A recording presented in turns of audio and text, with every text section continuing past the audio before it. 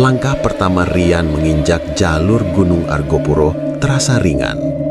Ia memimpin 4 temannya. Fikri, Lala, Bimo, dan Arum berjalan di belakang. Target mereka, Danau Taman Hidup sebelum malam. Argopuro terlihat tenang. Hutan pinus terbuka, jalur panjang, udara bersih. Tidak ada tanda aneh. Sampai mereka menemukan sebuah papan kayu tua di persimpangan jalur. Tulisan di papan itu hampir hilang. Jangan menjawab bila dipanggil. Mereka mengira itu hanya peringatan bercanda. Mereka terus berjalan. Siang menjelang sore, langit tetap cerah. Namun suara langkah mereka terdengar ganda. Setiap satu langkah terdengar 2 bunyi. Rian berhenti. "Kalian dengar itu?" Bimo mengangguk. Seperti ada yang ikut. Mereka melanjutkan. Danau Taman Hidup terlihat di kejauhan. Airnya tenang. Daun-daun kering mengapung seperti perahu kecil. Mereka mendirikan tenda di tepi danau. Saat memasak, Arum merasa dipanggil. "Arum?" Suaranya pelan, mirip suara ibunya. Arum menoleh. "Ada yang manggil aku?" Tak ada yang menjawab. Tak lama, terdengar lagi. "Arum?" Kali ini lebih dekat, dari arah semak. Fikri langsung berdiri. "Jangan jawab." Arum menutup mulutnya dengan tangan sendiri.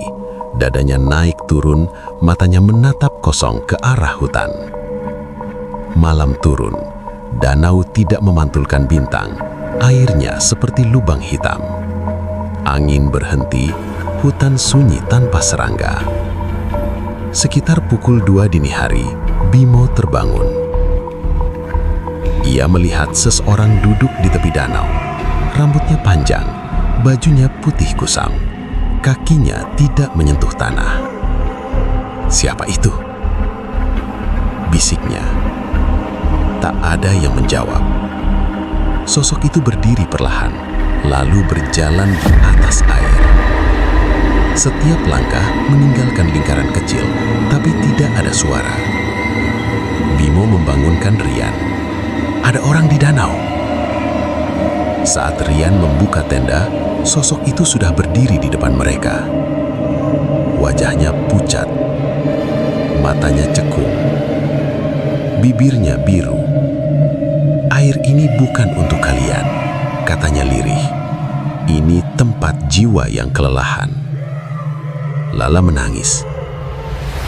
"Kami mau lewat saja." Sosok itu menoleh ke arah Arum. "Kau yang dipanggil." Arum berdiri tanpa sadar. Langkahnya menuju danau. Rian dan Fikri langsung menariknya. Saat tangan Arum ditarik, suhu udara mendadak dingin. Daun-daun kering terangkat sendiri.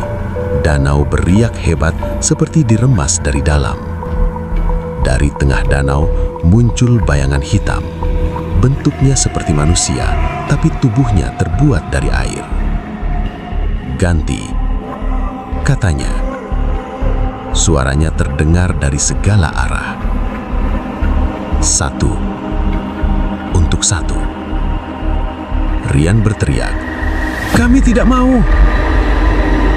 Bayangan itu menghilang. Danau kembali tenang. Sosok perempuan berbaju putih perlahan memudar seperti asap. Tak ada yang tidur sampai pagi. Saat matahari terbit, mereka melihat jejak kaki di atas air, mengarah ke tengah danau, lalu berhenti begitu saja. Mereka langsung turun gunung. Di base camp, seorang porter tua mendengar cerita mereka. "Kalian beruntung," katanya. "Argopuro dikenal sebagai gunung dengan jalur terpanjang. Banyak yang kelelahan lalu menyerah. Yang menyerah tidak selalu pulang." Arum sejak hari itu sering bermimpi berjalan di atas air. Setiap mimpi, seseorang memanggil namanya dari tengah danau. Danau Taman Hidup tetap tenang. Namun, bagi yang pernah dipanggil, airnya tidak pernah benar-benar diam.